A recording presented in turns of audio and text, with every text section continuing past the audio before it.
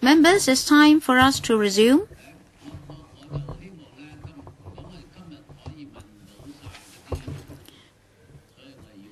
If we can finish all our questions today,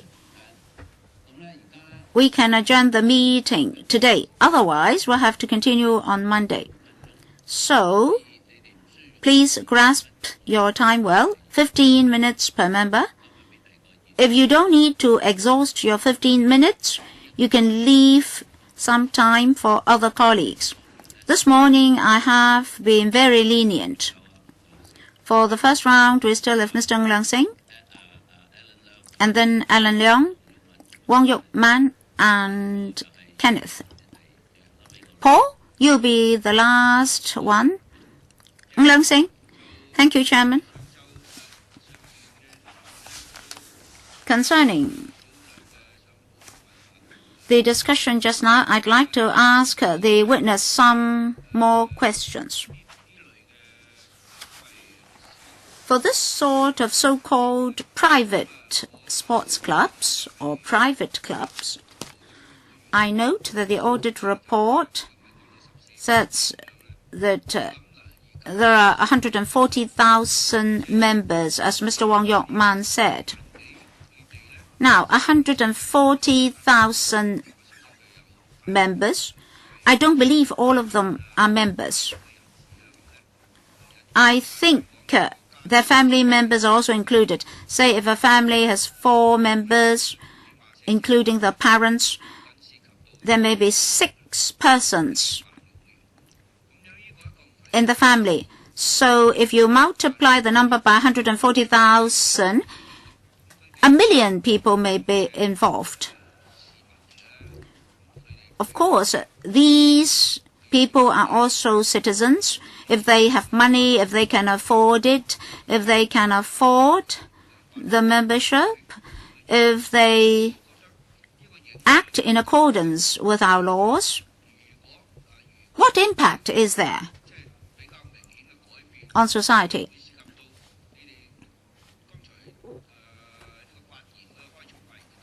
Well, in the SHA's opening remarks, it said that Hong Kong should remain unchanged for 50 years. Does that cover lifestyle? If that is the case, 140,000 members plus their family members, making 1 million people, if they are challenged, should we not explain in law why we should consider a change now?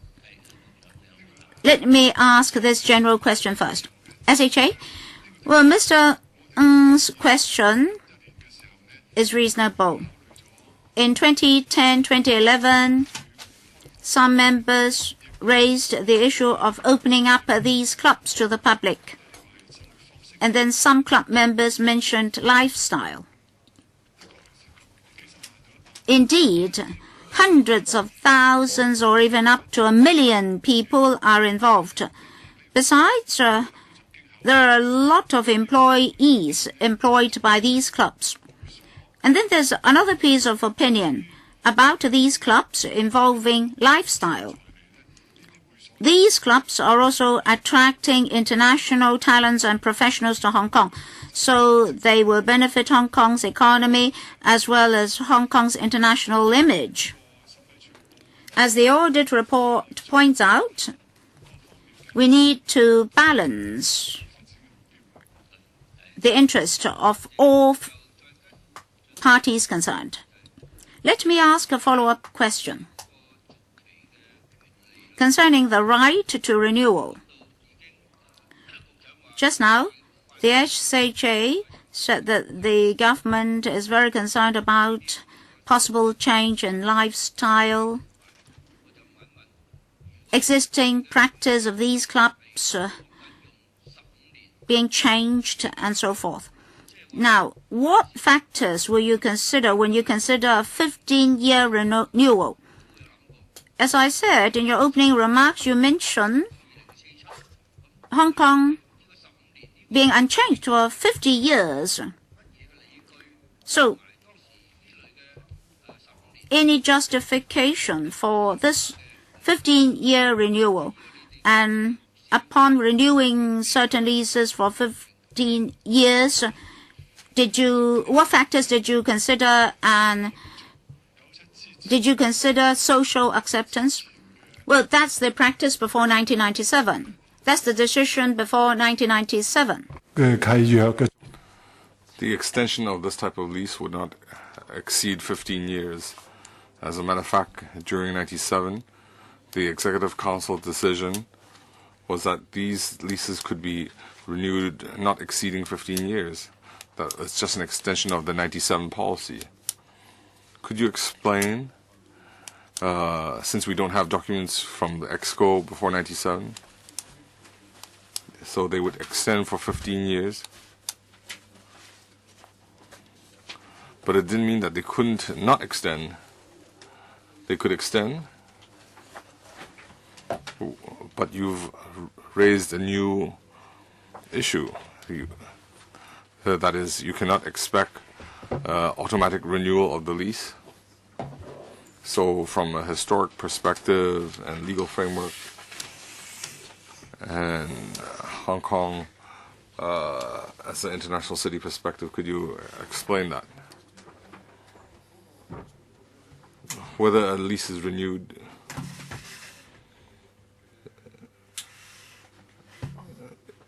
is the executive decision.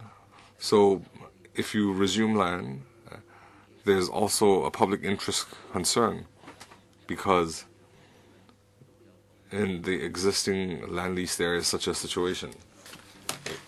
Even if you renew the lease and you want to resume the land out of public interest, it can be done, but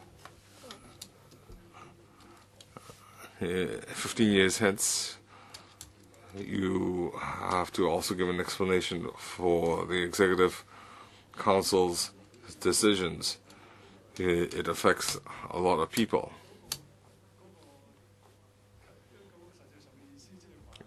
In actual fact, it means that after 15 years expiration, you cannot have such an expectation that it will be extended necessarily, and it doesn't mean that it's going to be resumed either. Referring to paragraph 1.7,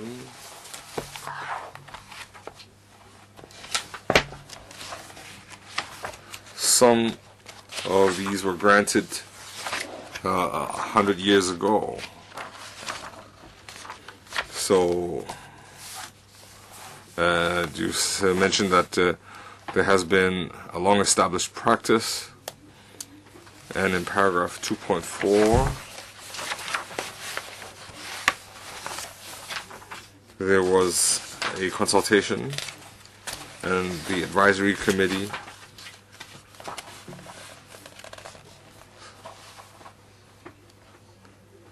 found that the land under PRLs were situated in densely populated areas of the territory. So 100 years ago, it wasn't in a densely populated area. So in 100 years' time, has there been a big change from the government's perspective?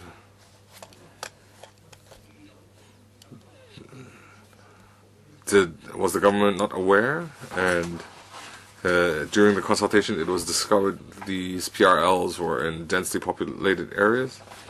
So do you have data on which clubs are in dense areas? Because this leads to public concern about land prices. 100 years ago, it might not be worth anything, but if you've built facilities on the land and allow it for use, then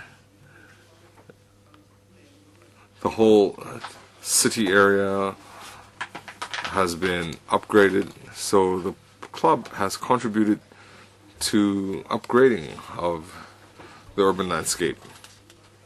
So now, 100 years hence, if you evict them, do you have any,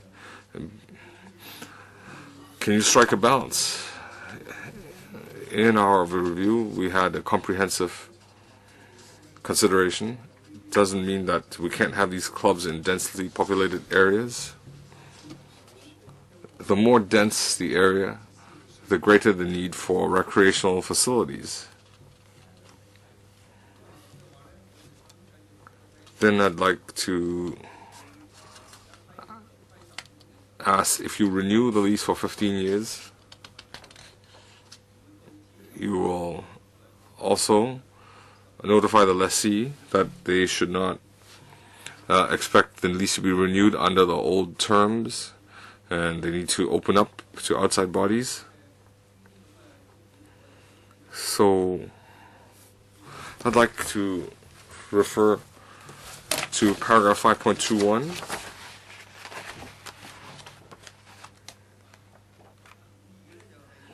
(5.2) says you need to fulfill 4 conditions. The lessee needs to be aware of these conditions, these 4 conditions. The site not being required for a public purpose. No significant breach of lease conditions.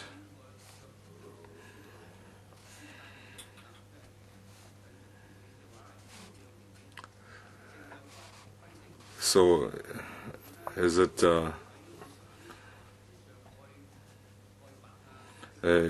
referring to the superstructures? The lessee should have a non-discriminatory membership policy. Well, there are senior partners in some clubs, and they can be exempt from membership fees.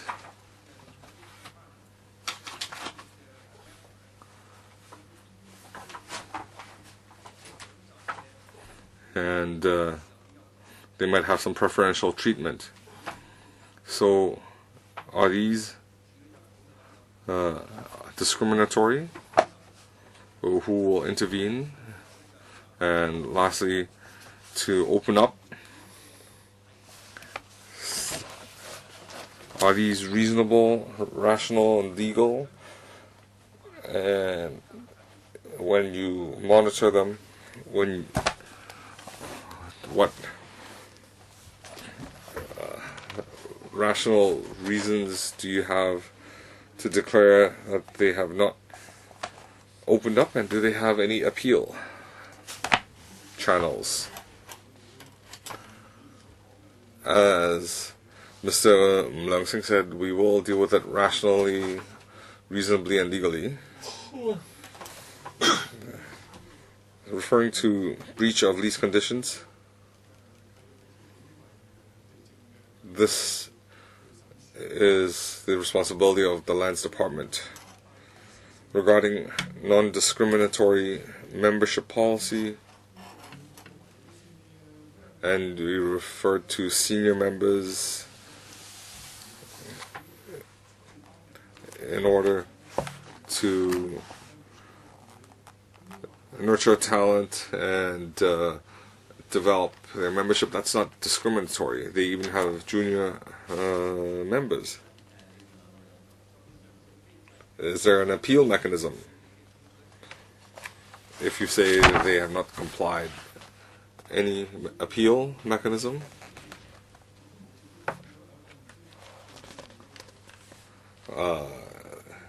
The Lands Director,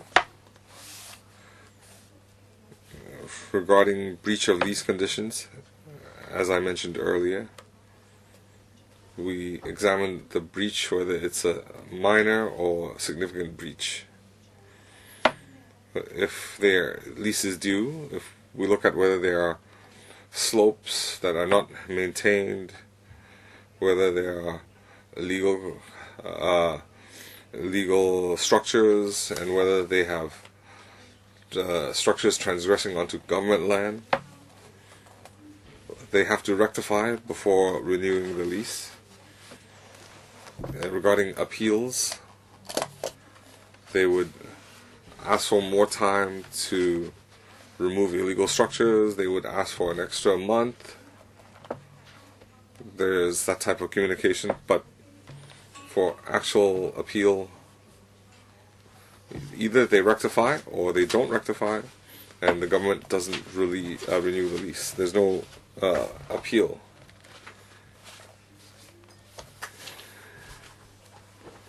In granting extra 15 years lease,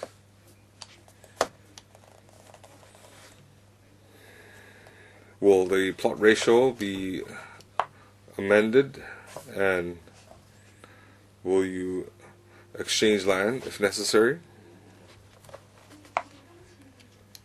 Our extension, renewal of lease, is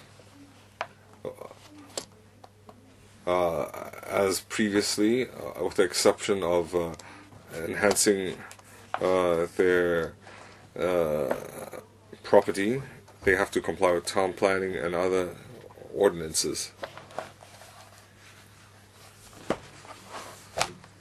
Chairman, I'd like to focus on HAB, Lands Department, how they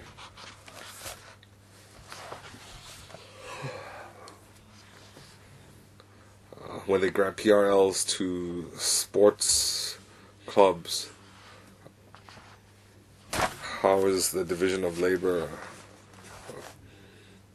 arranged? I heard the lands director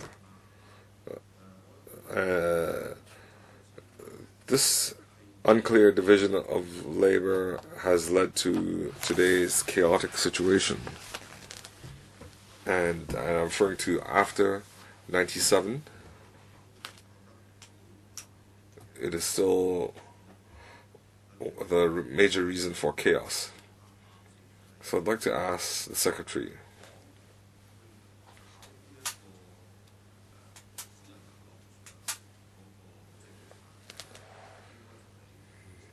the HAB is responsible for handling private recreation clubs. So when your bureau is responsible, you have to refer to the 79 report in drafting the lease. It cannot discriminate against members. It cannot be used for non-recreation use. That has been confirmed by the policy report, and it is also, these conditions are also managed by the HAB, and you have a legal basis, and these are handled through the lease. So before leasing of the land, the lands director will manage the clauses in the lease. So is there communication with the HAB? How is this communication conducted? There is communication. For example, we discuss the land use, how open it is. There is a working communication. So I'd like to refer you to paragraph 4.8.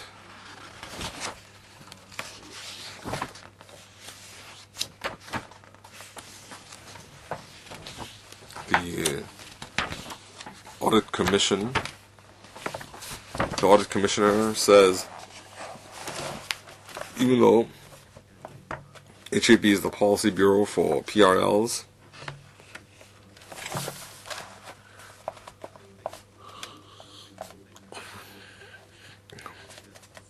but the conditions of grant have not laid down the requirement for the HAB to approve the facilities to be provided on the PRL sites. and to ensure that only a reasonable proportion of the land on PRL sites was used for social and ancillary facilities. We heard that there's a barber, restaurants, and dozens of tennis courts, and some clubs even rent out the premises for weddings. They rent it out to the Marine Department to berth ships. So if the land lease doesn't give HAB sufficient authority, then your 79 policy is not implementable because there's no legal basis. Leases drafted, there are unclear areas. So in our new review, we will carefully scrutinize the leases, and we will ensure we have clear guidelines to enforce the lease to enhance transparency. Well, if you're saying the implementation of the policy has the HAB safeguard public interest to allow the members of public facilities to engage in sports activities, I agree that private sports clubs, they have made a pledge to open up venues in certain time slots, and if they recruit members, and if they give members the impression that it's for members only, then there is a loophole for people paying membership. There's a loophole where they may be misled. So when you implement policy, this is an area that you need to focus on. Yes, I agree. We need to focus on this. In the new land leases, to all the above condition, are these conditions included such that the HAB has a legal basis to implement the policy? Well, Mr. Leung referred to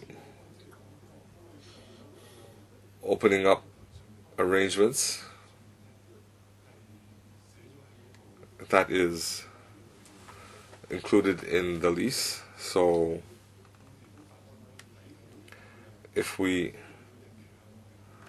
they also need to report regularly. If we see they do not comply, we will notify Lands Department for them to enforce the law. In Chapter 4, example 9 to number 15, that gives rise to some concern. First of all, you're a toothless tiger. The land lease does not allow you to implement the non-recreation purposes. You cannot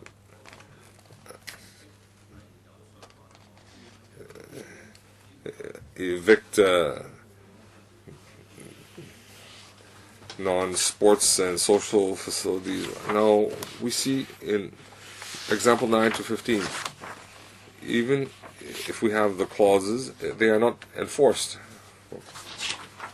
For example, in example 9, a club lease expired in 2012, and in the current round of renewal, the Lands Department conducted inspections in June 2011 and May 2013. And you can see the inspection results. Found that total built area was about 1,700 meters square. 准許建築面積 actually exceeded the permitted build-over area by 1,200 square meters, and secondly, 70 structures found on the site were not covered by any approved building plans. This is obvious. These are blatant breaches. In paragraph 3, and I think the Director of Audit has helped us clarify the facts. That is, in June 2012 and April 2013, the Lands Department issued warning letters requiring the club to remove the UBWs. At the meeting held in July 2013, the DLC decided that the PRL could be renewed subject to the removal of all the unauthorized building works and so on. And and that was confirmed by the BD. But if you look at the whole incident, say for example during after the first inspection, it was after a year that the warning letter was issued, and the warning letter, I don't know how that was followed up. According to the Audit Commission,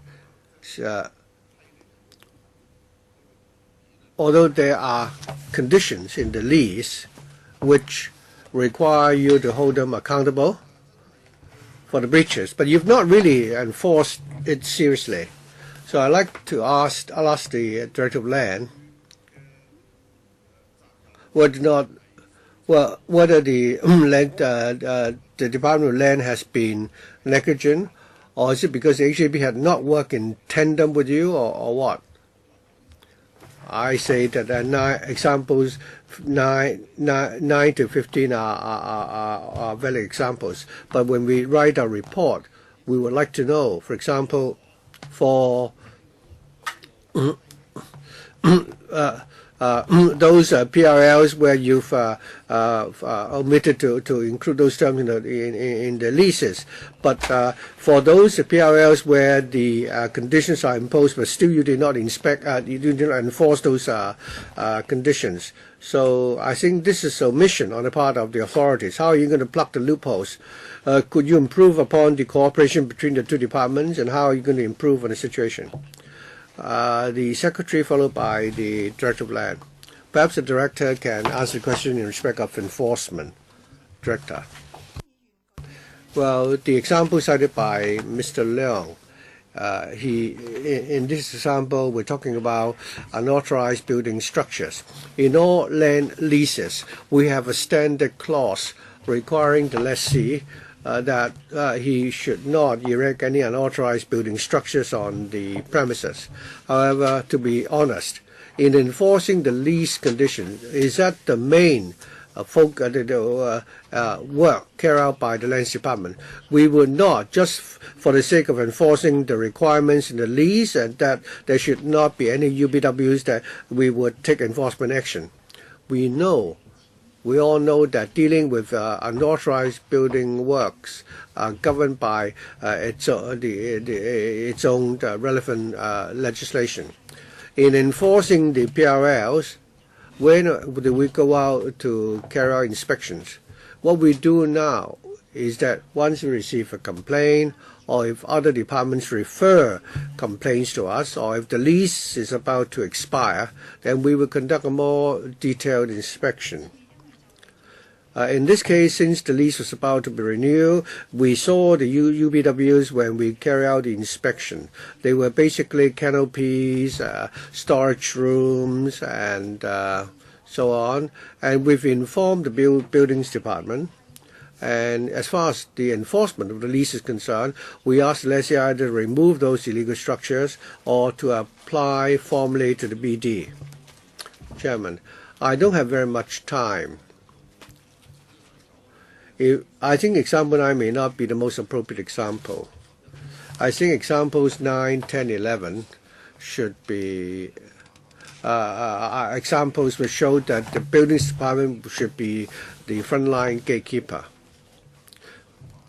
What is more relevant to the private sports clubs would be example 12, where the audit reports point out that of the 11 private clubs, there were 20 social facilities, including 10 restaurants, sports club, sports equipment outlets, and so on. And the restaurant has been outsourced. So the club is supposed to operate. I think sports is the main function of these clubs, or at least it's not relevant to the training of, let's say, sports selling in Hong Kong.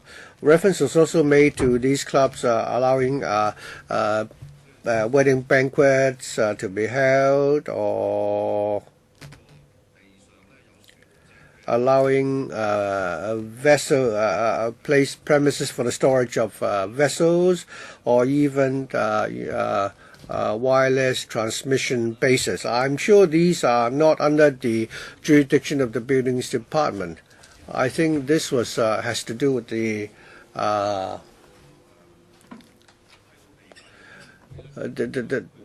leases granted. It's a question of whether or not the sports clubs only focus on sports and not engage in any business activities. I think this the Secretary said that this is the responsibility of the HAB to enforce this. Is it because the lease doesn't give you the authority to take enforcement action, or what? Chairman.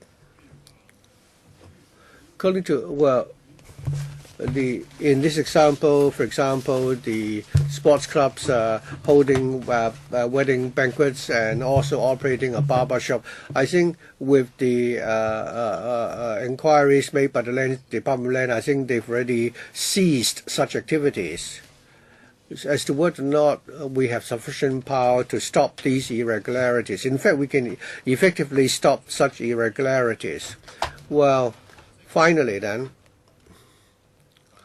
let me also ask this question. The Secretary said that he has the power and the legal basis to take enforcement action. But then you have all these, irregularities like, transmission equipment being placed there, and the premises is used to berth shipping vessels and so on. So regarding the collaboration between the HAB and the Lands Department, would there be any specific changes? Secretary. Chairman, after we started the review in September, we have looked at the question of interdepartmental cooperation and how we can step up supervision and also tighten the approval mechanism. Going forward, the HAB and the Lands Department will step up enforcement action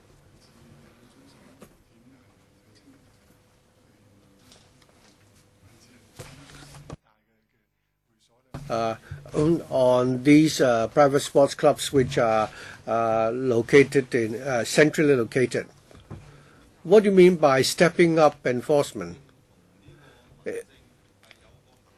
Is there a regular a mechanism of regular collaboration between the HAB and the Department of Land, or do you have some sort of working group, or what? Could you please be more specific? Secretary, Chairman, I think we need to explore this further, but you've already approved more than 10 PRLs. Yes, 10, 14. But we already require the lessees to submit quarterly reports as to whether or not they're under uses which are not appropriate. Could you give us a paper so that we can have a basis to work on when we write our report? Yes, that's a reasonable concern. Raymond Wong, and then Kenneth Chan. Thank you. What I'd like to follow up is in respect of these private sports clubs and their policy to only entertain members, which contradict with the requirement for them to open up to the public. In para 3.32, according to the HAPB study, they know that in Singapore, Japan, Sydney, New York, Toronto, their sports clubs would be allowed to use the land free of charge or only required to pay the token premium. In the document submitted by the Bureau to this Council, you've said that the lease policy is to promote the development of sports in Hong Kong and to provide venues for recreational activities. You highlight in particular these private sports clubs. But HAB in December last year and in October 2010, when you submitted your policy paper on sports policy, you did not mention anything about the PRLs for private sports clubs. So my question is, first of all, for these PRLs, according to the SAR's policy, is it a policy under the purview of the sports policy under the purview of the HAB? Mr. Raymond Wong, what is the relationship between your question and report number 61? I understand. Well, I think we're talking about value for money audit here. Such clubs which are only open to the members, and the government require them to open up to the public, so there is a gap there. So and this means that the PRLs for the private sports clubs, you say, help promote development sports in Hong Kong and made a contribution to providing premises for recreational activities. You can only make such a contribution if you open up to the public. But when I study the documents you've submitted to this council, and whenever you talk about sports, you never mention PRLs in your papers. So therefore, what I'd like to know is that for these PRL, it is under the purview of your policy bureau. So is this a sports policy, part of the sports policy under the purview of the HAB? Chairman. Indeed, the clubhouses which are granted these PRLs, we provide facilities, but the leases have other considerations. So on. Well, I ask this question because later on I like to go back to the granting of these PRLs to these private sports clubs, because you're saying that these clubs have made great contributions to sports in Hong Kong. But what you've given us is not specific. So this is a very important question, Chairman. Chairman, if we go to para 1.8 of the report, that's page 2, sorry, page 2 of the report, the Chinese version of the report, paragraph 1.8, D. And here it says that after many years of development, these clubs have become well established. They employed a total of over 6,200 full-time staff, total operating expenditure around 5.7 billion, meaning that representing a strong commitment of the clubs in operating the venues. They provide high-quality sports and recreational facilities which help to attract overseas executives and professionals to work in Hong Kong and maintain Hong Kong's status as an international metropolis. So, based on what parameters do you judge that these private sports clubs have made a contribution to sports in Hong Kong?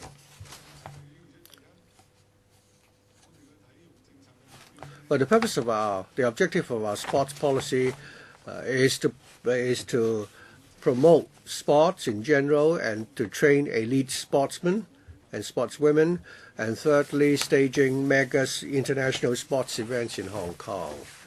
And these private sports clubs have made a contribution in all those three areas. For example, promotion of sports. The South China Sports Association actually made a great contribution for the public's participation in sports. For the training of elite sportsmen, some NSAs have obtained some time slots to organize training sessions in order to train our elite sportsmen. Regarding the staging of mega international sports events, some of these private sports clubs have participated in the organization of such events. Obviously, in some of these private sports clubs, they may have achieved the targets which the Secretary set just now. But for the majority of these private sports clubs, they've not been able to do this. Because they are called private sports club, be it a cricket club or the bowling lawn, even the jockey club is a private sports club. But the jockey club is unique because it's a charitable organization, because the punters will contribute a lot of money to the club, and the government will also impose a betting tax. So we're therefore not talking about the jockey club here. The Audit Commission has found out that many private sports, for many of the sports private sports clubs, they are actually, manipulating the loopholes when they are required to open up to the public. As I said, we need to abolish these so-called unequal treaties. You've conducted your studies, and in many other jurisdictions, this is no longer done. So, Secretary, my question is this. Say, if there are some private sports clubs which do not satisfy your objectives, if they're not open to the public, then you shouldn't renew the leases. Secretary, for clubs for which we have not yet renewed their leases, and if not, open up to the public as promised, then we will not renew the leases. For those clubs whose leases have been renewed, if they do not continue to honor the commitment, then through this current review, we'll see how improvements could be made. Chairman, I was referring to paragraph 1.8d of the report, and I'd like to ask a further question. On what basis does the HAB believe that these private sports clubs have helped attract overseas executives and professionals to work in Hong Kong and maintain Hong Kong's status as an international metropolis? Secretary, we cannot give you any specific data, that's true, but as far as we know, many of the professionals and senior executives coming to Hong Kong have joined these sports clubs. Mr. Wong, if we look at the Football Association, they staged Rugby 7, the Hong Kong Golf Club, they organized the international golf tournament, and the Jockey Club also have staged international races. Secretary, could you, look up all such information and give us a paper? I understand the Secretary's answer just now. You have all these professionals coming to Hong Kong, or many of them will join such clubs. Sometimes the company pay for the membership, so that when they work in Hong Kong, they have a place to go to for recreation. I don't think, I wouldn't imagine they would simply, visit Temple Street, because there are senior executives who are paid a lot. If you continue if you say this is one of the rationale for renewing the lease, the PRL for these clubs, that's not acceptable, because you're only catering to a very small number of people. For, say, the HAB or even the Commerce and Economic Development Bureau, have they carried out a survey as to how many of these expatriates and professionals have joined these sports clubs? So I hope they can give us such information, Chairman. Secretary, if you have such information, please provide them to us. Mr. Wong. Then, according to paragraph 1.9, bracket A of the report, paragraph 1.9A. 咁啊，民政事務局向立法會表示咧，私人體育會所營運嘅體育同埋康樂。In paragraph 1.9a, it is said that many of the private sports clubs had invested in building facilities and they have eased the overcrowdedness of other venues. Now you say that they have greatly eased overcrowdedness in other premises. Now we don't have sufficient facilities, not enough soccer pitches, basketball courts, tennis courts, swimming pools, and so forth. So on what basis did you draw this conclusion? In what way are these private clubs hugely relieving the overcrowdedness in other premises? Fact that many of these so-called private sports clubs actually do provide facilities that the government has not been able to provide at all for certain types of sport, or has not been able to provide sufficient sports facilities. Our own statistics show us that we do not have enough of the key sports facilities, public sports facilities, available in almost every single district of Hong Kong, and certainly in Hong Kong as a whole, in terms of the public facilities that the government has built. So what happens with these so-called private sports clubs is that through the facilities that they provide, whether it may be facilities such as hockey grounds, cricket grounds, lawn bowls grounds, which the government does not commonly build, or it may be facilities as simple as tennis courts and squash courts, which are in certain areas, in fact in most areas, not only in great demand but under-provided. So the very existence of these facilities in itself does actually serve to mitigate the shortage of facilities that we have. And I'd be happy to share with members the statistics that we have on that, which clearly show a shortage of facilities.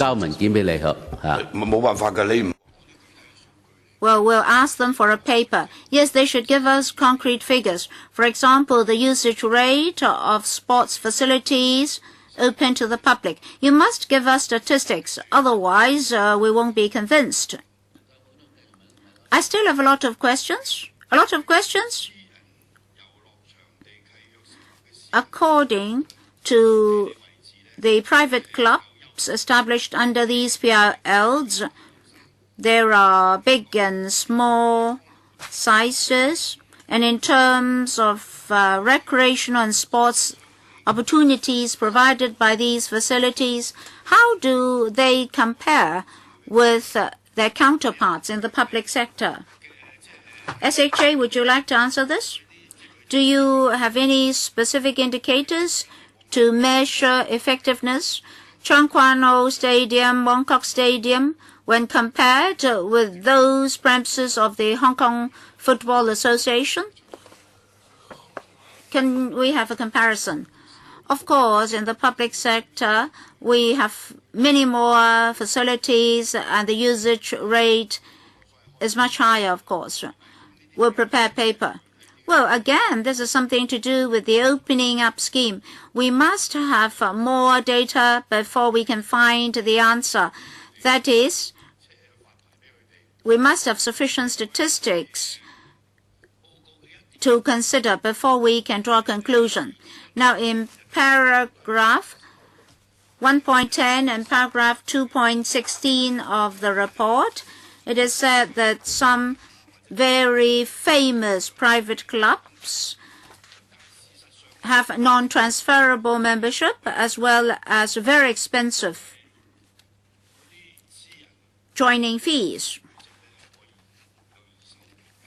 For certain private clubs, membership is transferable at a price, and some people even speculate on membership. And some tycoons from the mainland who have come to Hong Kong have been engaged in such activities. Now, please ask your questions. Have they followed up on these aspects. SHA, you can choose to answer, or if you don't think this is within your portfolio, our members can ask such questions on other occasions. Mr. Kenneth Leung, for lease renewed between 2011 and 2013, did you define clearly recreation purpose in the lease?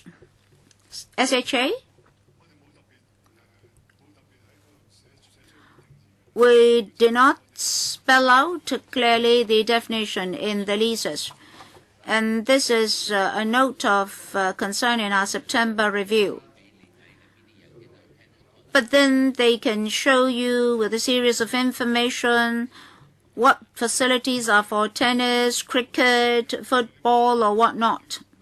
Oh, yes, but if you ask me for a definition for recreation, my answer is there's no such definition in the leases. All right, no definition for recreation, but the word recreation itself is in the leases. Right.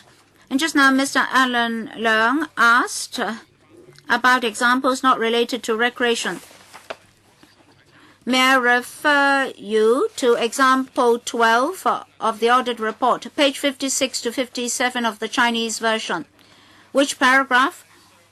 2 full pages, Mr. Chairman. I don't need to name the paragraph. Hair salons in private clubs or premises for wedding functions, etc. Because of certain concerns, you protested to the private clubs concerned, which stopped those activities. Now, you rely on the media to disclose such activities. From now on, will you have regular or irregular inspections to these clubs to see what uses they put to their premises? We did discuss with the Lands Department and are prepared to adopt the measure mentioned by Mr. Leung, that is inspection. But due to manpower and resource constraints, it is impossible for such inspections to be very frequent. Kenneth? Mr. Chairman, I do not agree to that remark. You don't need to carry out frequent inspection because if an eatery or hair salon has been opened, they won't close such businesses within weeks. What sort of manpower you need? We're talking about 50 to 60 clubs. Maybe what you need is sudden rates or random checks. You just send somebody there to check. So I do not accept your remark that you need a great deal of resources and manpower and that you don't have the resources now. If you don't have the necessary resources, please come to our Finance Committee to ask for resources, for manpower, etc. Now, if you discover that these clubs are involved in business activities, of course you warn them. If they don't stop their commercial activities, what measures will you adopt to enforce the lease conditions? SHA?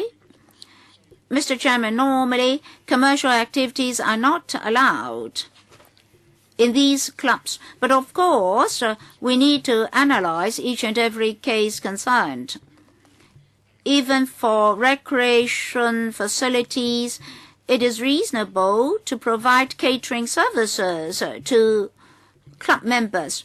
If we require such clubs to be opened up, if that is the case, outsiders will be able to use the facilities of the clubs. If ancillary facilities like cafeteria are not allowed, it would not be reasonable. So we have to strike a balance. But of course, purely commercial activities will not be allowed. If they breach the lease conditions, the Lands Department will have the power to enforce the lease conditions. If such breaches are repeated without remorse, then we can take action. Well, these private clubs have obtained the land sites at no premium. By commercial activities, I don't mean we should prohibit them from providing catering services to members, but for open or half-open commercial services to the public, like wedding functions, they should do something. Now, for leases renewed from 2011 to 2013, a new condition was included. You told us that if one day these clubs are to be wounded up, the reserve cannot be plowed back to the members. Can you explain more clearly to us the objectives of such a lease condition? And then, if such a condition is included in the land lease, will legal disputes result? Is that what the MMA you mentioned just now? Would you please explain? Mr. Chairman, in a moment, I'll defer to the Director for elaboration. Just now during the break, the Director of Lands reminded me that this requirement is actually not in the land lease but in the MAA. When we grant such a land lease, the purpose is to grant the lease to a non-profit making body. So if the body winds up, its members should not benefit. Director? Mr. Chairman, just now we mentioned a new condition in the new leases. That is, if the MAA is amended, permission has to be obtained from the director. In fact, some of the existing land leases already got such a condition, but not all. So upon renewal, we'll add such a condition to all leases. If a club closes, how should the money be distributed? The requirement is not in the land lease. The lessee will have to add in appropriate conditions in the MAA. As this is not in the land lease, it's not for the department to discuss with them how should that requirement be stated or written. So, are you trying to make private rights public? Well, Mr. Chairman, they're saying that when a club closes, where should the remaining money go? If there's a misunderstanding here. If the money is to go to a charity, which charity should the money go? Why shouldn't the money be channeled to the SARG? Why a charity? Mrs. Tong? Mrs. Tong? Mr. Chairman, these land leases are for non-profit making bodies. As for the definition of non-profit making body, there is an established understanding. There are two aspects. In the course of their operations, any proceeds or assets should not be shared among members. That is, no bonus, no dividends. That's point number one. We hope that all non-profit making bodies will, upon closure, appropriately handle the remaining assets or money. That is, the money or assets should not be distributed to members. This is not to take away certain rights of the club members. is because we have our established policy objective for the granting of such land sites. We don't want the clubs to make use of the land sites for profit making. Otherwise, it will not be in compliance with one of the principles of granting the land sites. Of course, any club can choose to close down if it does not want to continue to exist. Mr. Chairman, upon renewal, you cannot mandatorily impose such a condition in the land lease. That's why you leave it to the MAA. That is, the club can voluntarily choose to do it or otherwise. No, Mr. Chairman, in the past, there's no such requirement in the land lease. For the new leases, a new requirement will be included to the effect that a condition be added to the MAA in relation to the handling of property and assets.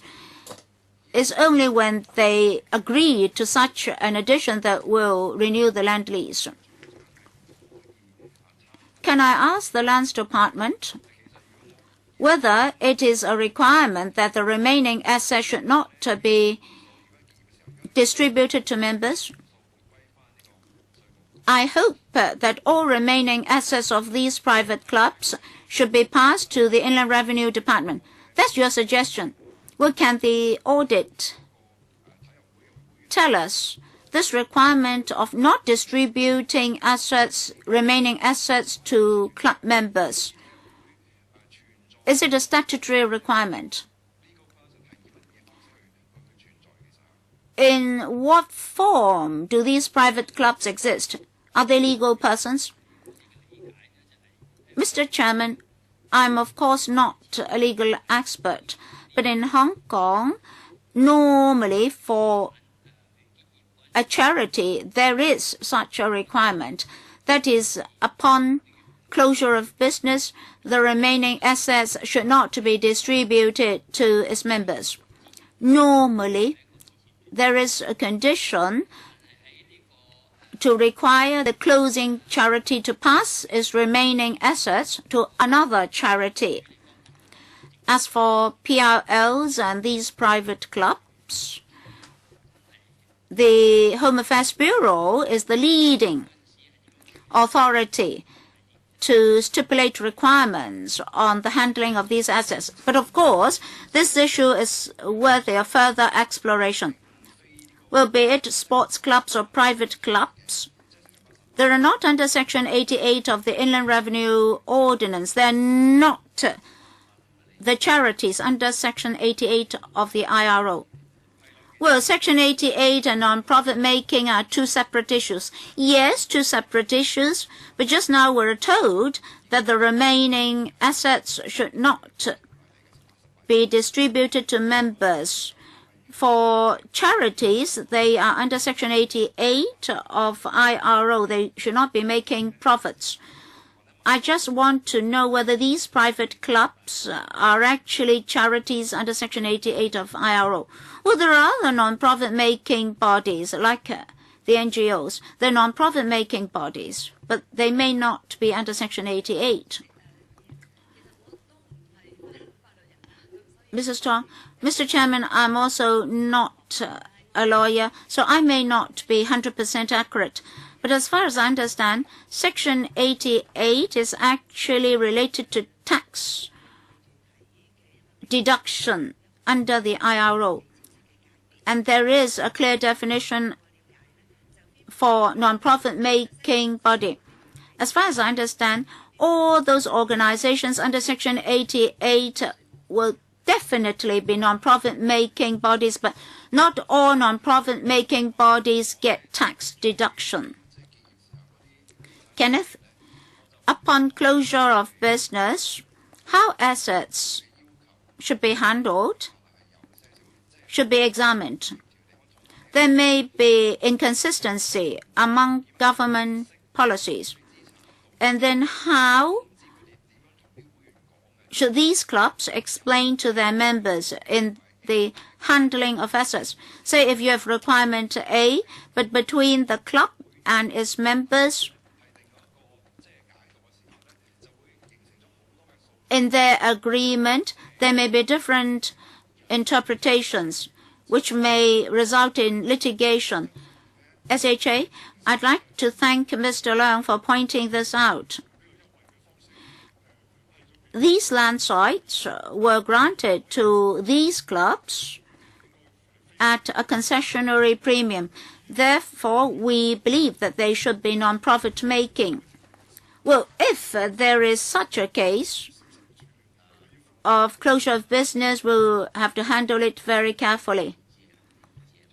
Well, every club has an AGM or EGM to resolve the matter. Mr. Kenneth Leung. Mr. Porter, Mr. Chairman, we're having a handover problem. Now, these private clubs would like to remain in situ on the same land sites by agreeing to let the public use the premises. Prior to 97, if there was no renewal, but a renewal was granted, and if it straddled 97 but did not go beyond 20-40%, they did not have to pay a premium. They just need to pay an extra 33%. So charging 3% rent, what impact does it have? We have considered that. As a matter of fact, they are still paying the 3% rent. So after 97, before 2047, any renewal is regulated by Article 121. You cannot charge land premium, you can only charge rent. Is that correct?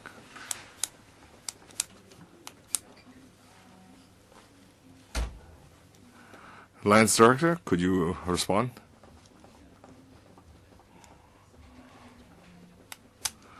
I don't have the legislation in front of me, but in July 97, the government also disclosed that after 97, how leases would be handled.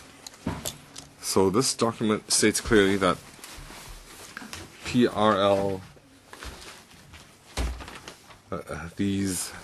when the government has full discretion on whether to renew the lease, if a renewal is granted, the term cannot exceed 15 years. That is very clear. Regarding land premium, on each lease renewal, there is a determination on whether to charge the premium, or if there's an exemption, how much exemption should be granted. So when the administration conducts review, this is one area of review. Discretion aside, when you grant a new lease, you are already bound by Article 121. You cannot charge the premium. So is my understanding correct? That is not my understanding.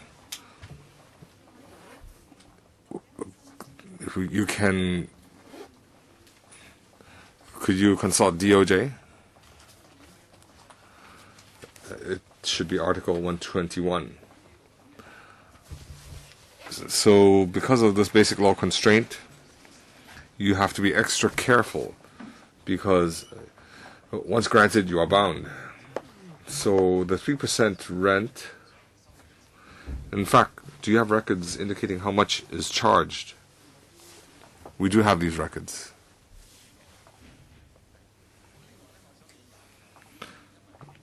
Because you consider they have contribution to Hong Kong, and you want to maintain Hong Kong as an international city, or because members have invested in the infrastructure. I'd like to understand. Have you audited their books? How much they've invested? do you have this sort of data?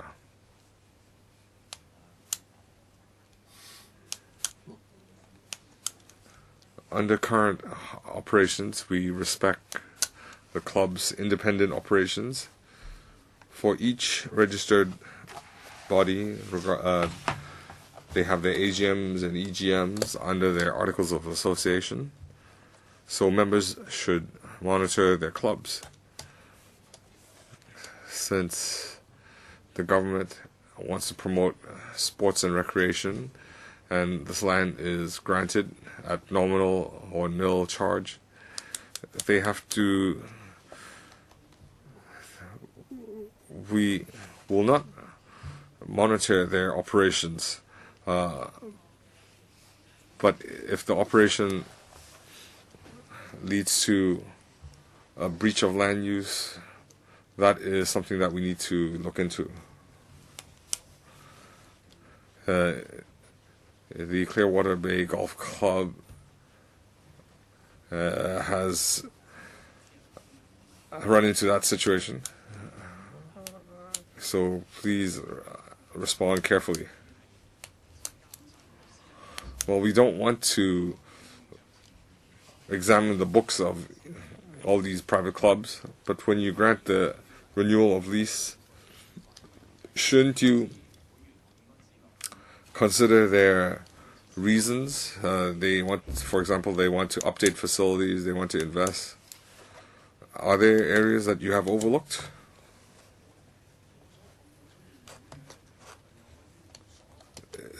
I have encountered some clubs where they tell us they have investment plans and they ask for an extension more than 15 years, but we haven't made a decision. So whether it exceeds 15 years, if they want to extend their lease from value of money perspective, should we, do they have actual proof and data for your examination?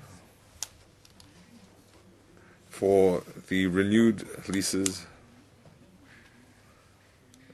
it's not because they have further investment and they were granted an extension. We feel that there is intrinsic value and contribution towards sports and recreation. That's why we support their renewal. For the leases that have not been renewed, we will have to examine the individual cases. Well, you have to be fair to the renewed leases and the unrenewed leases. Thank you, Chairman. Well, have you considered from value for money perspective, if the club facilities or services were provided by the government, then how much money would be spent? Have you considered that?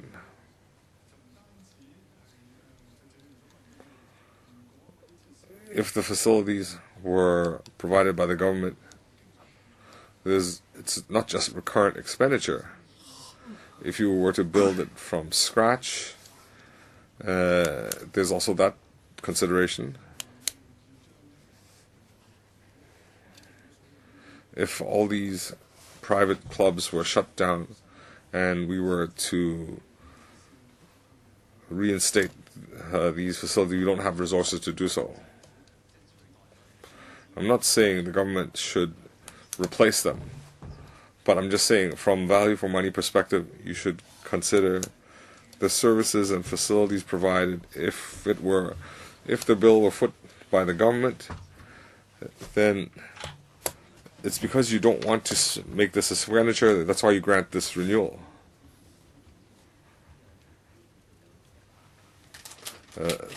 Mr. Mnosing raised the question that a million people are using these facilities.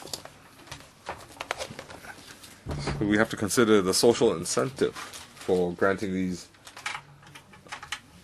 We confirm that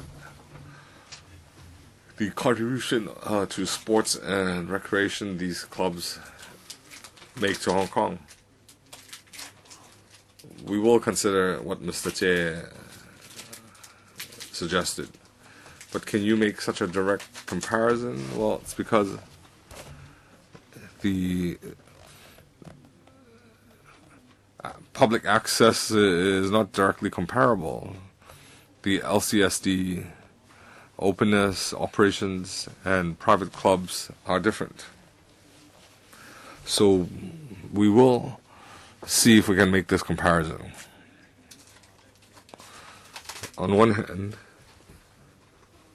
the new leases remind them that they might not be renewed unconditionally, and they are also reminded that the government could resume the land in 12 months' notice. There's no contradiction.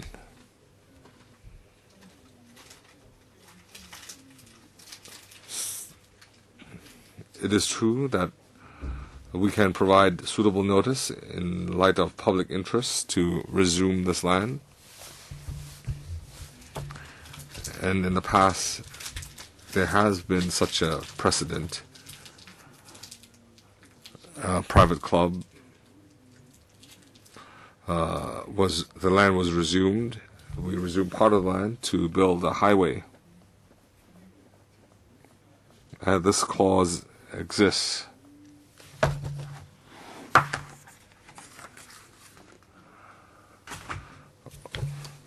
The highway that used the government land resumption ordinance, and Paul is now referring to a special case. That's two separate issues. Could Lance Director explain?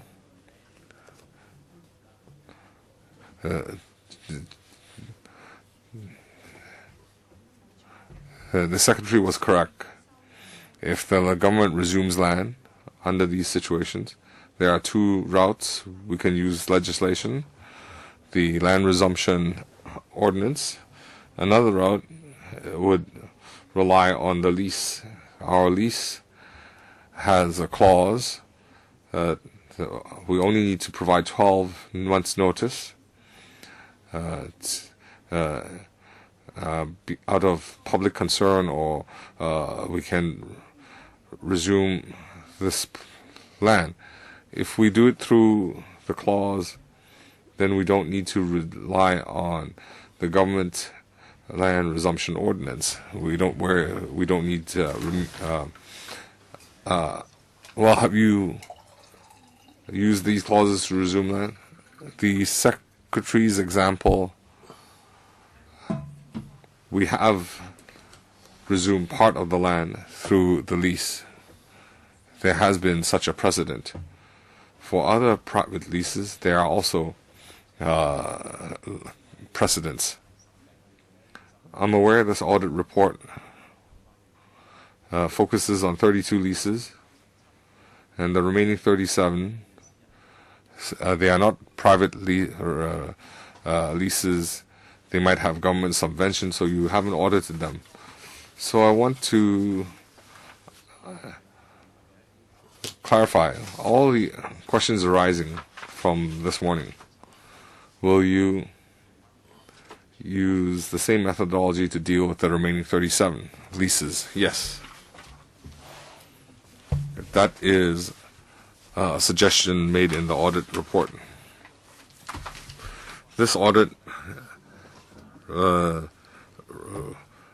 raises a lot of questions, abuse of the lease, subletting, and Mr. Kenneth Leung asked do you have the resources to conduct spot checks? So looking at the accounts, wouldn't that be a more effective way rather than sending people to we'll consider whether it is feasible. Regarding opening the clubs to the public, there would be some guidelines.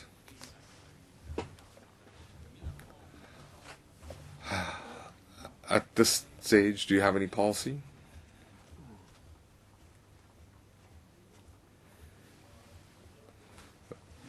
as reported previously, starting from October 2012, we require them to provide quarterly reports. In the quarterly reports, we have some guidelines. I understand that the operation of these clubs, they are not like the LCSD where they have regular reporting habits or practices. So in the first, second quarters, the information they submitted, some NSAs or non-NSAs, whether they are NSAs or not NSAs, they haven't made that clear. So after the first 2 quarters, we have clarified some ambiguous areas, and we hope that as they get more familiar with the process, they can provide some objective information.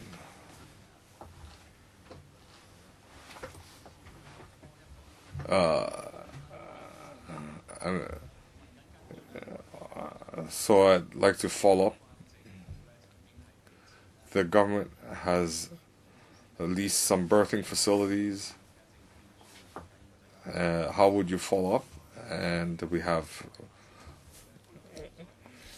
some clubs that are used for mobile signal transmission stations.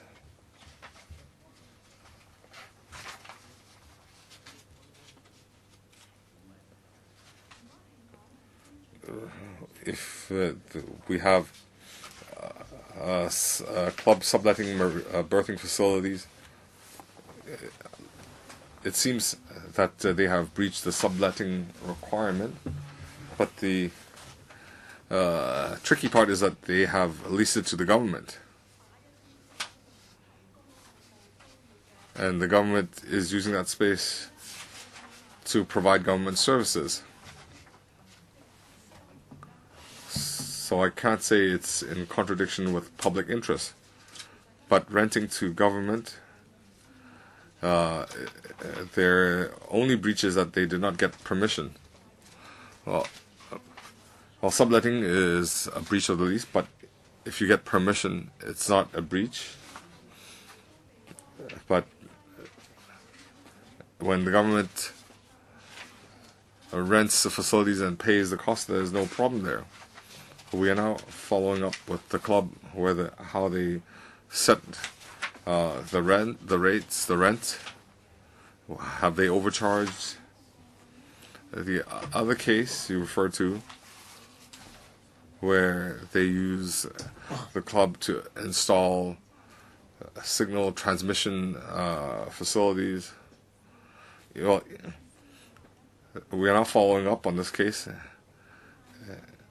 They either have to withdraw from the arrangement, or they have to pay. They have to share the revenue with us. Could you explain how the government can break the law, but private individuals can't?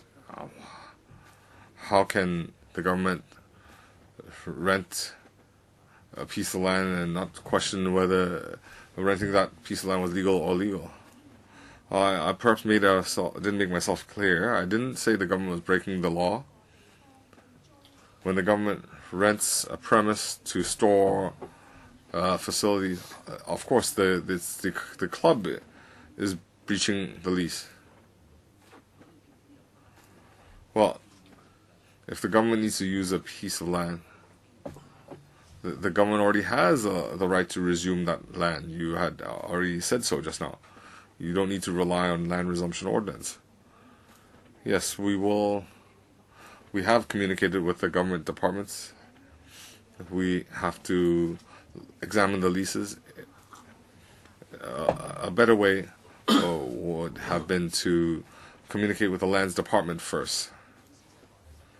So After the audit report, we don't have actual results. You are still in discussions. We are following up, but I don't think this will take very long. Next, Alan.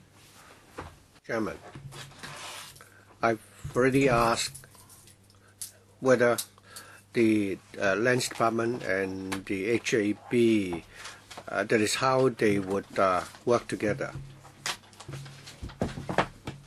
I don't think we should actually ignore Mr. Chow Tat Ming, because if you go back to 1979, the policy in 1979, I understand that it is unfortunate that for Mr. Chow, because he hasn't taken up his office yet, things were beyond his control at the time. Perhaps we should criticize the former colonial government. That's true. I've also made that criticism. Because they've not done anything, and the policy was set in 1979, and nobody enforced that policy. Of course, that is wrong. No matter when that policy was determined, someone has to be responsible for enforcement. So I'm not talking against Mr. Chow Tat Ming. You can be assured of that. But after, regarding the time after Mr. Zhang has taken up his office, of course, he has to be held accountable. Of course, there are certain things that you cannot get rid of overnight. Nobody is changing the 1979 policy. CY Leung is not changing that. If that's the case, this is still the leading policy, the guiding policy. What is mentioned in this policy is this, that the land does not need to be used for public purpose. It shouldn't, there should not be any breach of the lease conditions, and the club should not adopt discriminatory membership policy, whether it's race or religion, and so on. And also that the premises should, there are restrictions on using the premises for non-recreational purposes. That's still part of the policy. In 1979, it was also said that in respect of the private sports clubs located in urban areas, the PLL was not like those located in the non-urban areas. And they have to be non-profit organizations. Membership policy should not be discriminatory, and that it should be widely representative, and that the membership fee should be cheap, and that they should provide recreational facilities not available in Hong Kong. Now, if the policy laid down in 1979, if they were to be implemented, it's not something which the Home Affairs Bureau alone can do. It involves the Lands Department and so on. So I ask, therefore, how can we improve on the situation? Are we going to have a tripartite collaboration, whether the Lands Department, the HAB, and so on can form a working group or have a platform for communication so that you have a mechanism to deal with these anomalies, which is better than the present situation. Because according to the audit report, the director told us that if you have an application for renewal of the PLL, or if there's a new sports club applying for a PLL at $1 at new or $1 premium, the first department they should go to is the Lands Department. The Lands Department will consult various departments whether they would need to use the site. And I don't know whether or not they need to ask the EOC whether there's discrimination issues, and also the Director of Administration, what term should be included in the PLL so that you can enforce the policies, so that you'll be given the clout. So I don't know who can explain this to me, because right now different departments are involved, and that's why we have the mess at the moment. So let's let bygones be bygones. Now, before this review is completed, but could you at least tell us what direction you have in mind? Should the HAB or the Director of Land or the Secretary for Development taking the lead. So what exactly is your line of thinking? The chairman already have asked you to provide a paper for us, because this is a public hearing today, and I can't simply go, give you a private call and ask you for evidence. So my question is this. Now, the secretary is telling us, let's say that this is the direction that they are pursuing, then we at least have an opportunity to see whether or not that direction is correct. I think in our report we will be looking forward as to and see how the system could be improved. So can you answer Mr. Leung's question? The review that we have started is an interdepartmental review. As Mr. Leung and the audit report pointed out, previously individual departments would need to be consulted one by one. The review that we're conducting now really involved different departments. We will sit together and discuss the issue. The lead department playing the leading role was the HAB and the Development Bureau, with the participation of the Lands Department, the Rating and Evaluation Department, and other relevant departments. So we are, and the Planning Department is also involved. So we look at it comprehensively. We would look at the mechanism in future as to whether we need an interdepartmental mechanism to implement or to enforce this. Who is to be the lead bureau or department? Right now it's still the HAB. Well, you're the policy bureau, yes.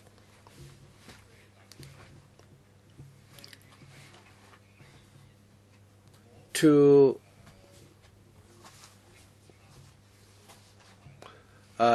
achieve the policy objective and to ensure that the policy is implemented, the first thing we should look at is the lease. Of course, if the lease expires and it needs to be renewed, you will still need to go to Mrs. Ling. So naturally, she would be the first point of contact for the applicant. If the secretary said that Mr. Paul Chen and Mr. Zhang Tak-shing are playing the leading role, so how do they collaborate with Mrs. Ling, the Director of Lands? Because she has prepared a new lease, and that document will spell out the powers and authorities you need and how you're going to implement or enforce the policy laid down in 1979. So you are playing the leading role while she would write that paper, and then does she have to consult the Development Bureau or what? So how does it work?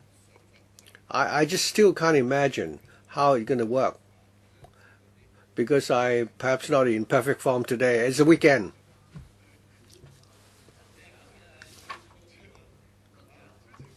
Chairman,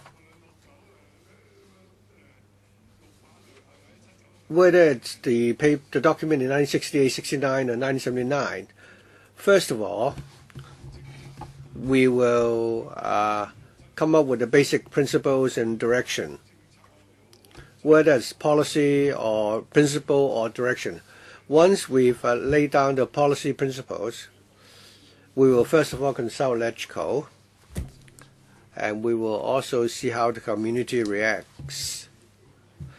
As for each individual sports clubs, we have 69, 70 such clubs, and they're all different. You have, for example, with the jockey club and different types of sports clubs, and they're all different.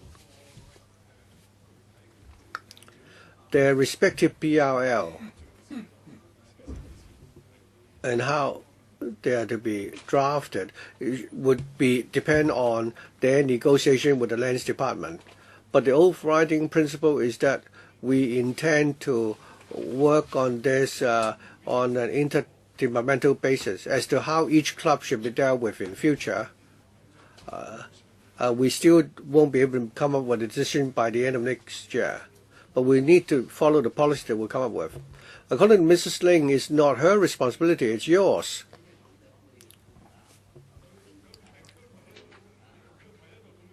Well, I don't think that's what she meant. Because we still need to follow our policy framework. They would need to look at our policy direction and see whether certain conditions have been complied with. For example, whether or not the site, the land will continue to enjoy new premium. So we give them a policy advice. Mr. Leung is taking up the leading responsibility. In other words, where does the buck stops? Mrs. Ling. Chairman, every time we renew such leases, even if the lessee approach us and we talk to them as to whether or not we will renew the lease or impose any additional clauses in the lease, that we would always do it according to the prevailing policy at the time.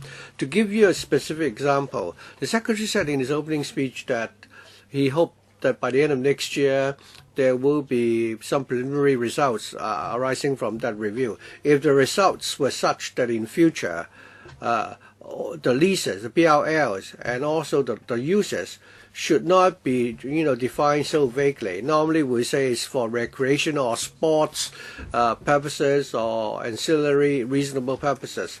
So the question is whether or not we should explicitly spell out the purposes in detail, because many members ask the same question.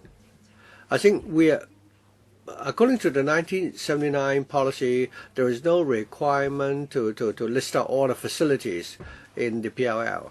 If the result of the forthcoming review is that we should list everything in detail in the PLL, now after that review and by the time the PLLs are due for renewal, we certainly follow that policy. But as long as there are no major changes to the present policy, then we would still basically follow the 1979 policy and also the opening up requirements. So the question is very simple. The lease for school, the lease of the school, the lead department would be the education department. For recreational private clubs, it's the HAB. So Mr. Leung, it's not interdepartmental. Even if it's involved different departments, there should be a leading bureau. It's the HAB. I've heard that very clearly. He said it the fourth time already. Right. Now that we know that the buck stops with the HAB, and in report number 61, the director cited the secretary has said that he admits the loopholes pointed out in the report, in the audit report. I hope that after the review, and when you enforce your policy, you would not become a toothless tiger. I think it's also mentioned in the audit report. I think the PLLs are drafted in a very vague manner. As a result, there are many loopholes that we need to plug. It's all right if you change the policy. If you change your policy, then we can discuss with you as to how your policy should be amended. My final question is this. There are 16 private sports clubs whose PLLs are due for expiry in 2011 and 2012. They have expired already. And now you have this holding over. They are operating under the holding over arrangement. The Secretary told us that for the 7 private sports clubs whose PLLs are due to be renewed, and we said that we shouldn't be partial. Now, since you will not be partial or discriminatory, the 7 clubs, the PLL were renewed before the review, and your hands were tied. For the other 16, you can't be partial. So it's a technical issue here, but it's a question that you need to answer. So will your review be bound by the new PLLs that you've signed already? As a result, your hands are tied, Secretary. Well, that won't be the case, Chairman. we've already said that we hope that there will only be conclusions arising for the review by the end of next year. Basically, we also have agreed with the opening up conditions. On the sites of these private sports clubs, there might be minor breaches like UPWs and so on, and we hope that all these PLL will be renewed by the end of next year. Hands will not be tied. Well, the director said that earlier that when you draft the PLL, the details would need to be clearly spelled out. I haven't read the updated or the renewed PLL. I don't know whether or not they're very specific or vague, because you're not given such information. And I assume that the 7 private sports clubs whose PLL have been renewed, but the contents are still very vague because you don't have a new policy yet in place. If by the end of next year you come up with a very detailed policy, then the 16 PLLs will contain these detailed provisions. Then the 7 that you've already renewed, the terms and provisions are very vague. I mean, it's all right if you require them to remove illegal, unauthorized building structures like canopies, but Chairman, we envisaged that before the end of 2014, all those PLL could be renewed, because we will not be discriminatory when we renew the PLLs. Before new policy is in place, we will still process the applications based on the existing policy. Now I understand. So after the review next year, the new mode of operation will only be implemented 15 years from now. I think my understanding is correct. No. For PLLs, there's still some private sports clubs whose PLL will need to be renewed after 2014. Of course, for the PLL, now I understand. For these 23 clubs whose PLL were expired in 2011, 2012, you will they will operate according to the old system for another 15 years. For sports clubs other than these 23, then in 2015, when they apply for renewal, it will be based on the new requirements. Chairman, you also give us a paper regarding Mr. Raymond Wong's question on para 2.8. Director, could you explain how can you draft the lease conditions in such a detailed and specific manner? Very often the condition would only spell out the broad direction. Do you draft your lease conditions like that normally? Chairman, I was trying to clarify that our policy nowadays in respect of the PLL does not require us to be to provide these details. Members ask the question, that is, if the club operate a restaurant on a conference center, is that a breach of the lease condition? Actually, the lease conditions do not contain such details. Instead, we will look at the conference rooms and the restaurants and so on, and whatnot they are related to the recreational activities they provide. In future, what we need to find out is whether or not whether we should explore that there should be more details. Well, it's 1 p.m. now, and I don't think we should be able to finish today, so I'm afraid we still have to carry on Monday at 3:30. Secretary, I understand that you need to attend another meeting. Can you come at 5? The important thing is you have somebody here to explain the policies. Okay, thank you very much. Thank you.